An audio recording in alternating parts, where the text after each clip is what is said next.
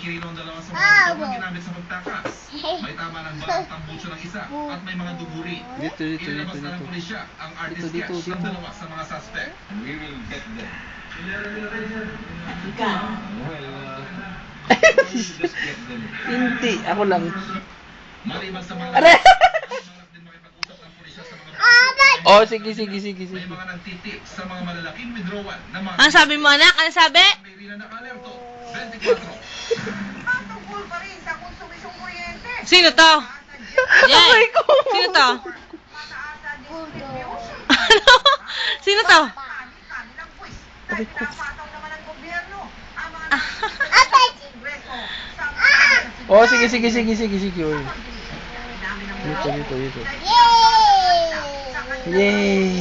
Okay na. Ito may ginawa mo sa katawan ko. Ginagamit ang kanilang kumpanya sa araw-araw nilang Ay! Oh, sige. Bago pa man magsimula ang pagdinig dito sa Senado, nagkalat na ang mga pro-Meralco leaflets na ito sa press office. At nang magsimula ang hearing ng Joint Congressional Power Commission, nasentro ang usapan sa kung bakit ba napakataas ng singil ng Meralco sa kuryente. Possible that it is caused by a confluence of bad practices on the part of the industry players. Kalahati lang ng sinisingil ng Meralco ang aktwal na kuryente na ginagamit mo o generation charge. Ang kalahati, iba't ibang charges at costs. Oh, sige.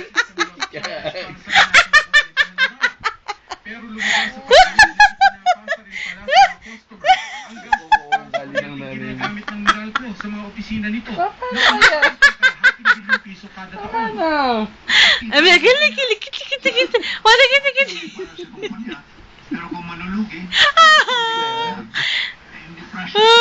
Oh. Kita ba ni MJ? Tignan. Ayun. MJ, ayun o. Ano yun? Sakit. Oh, sige. presidential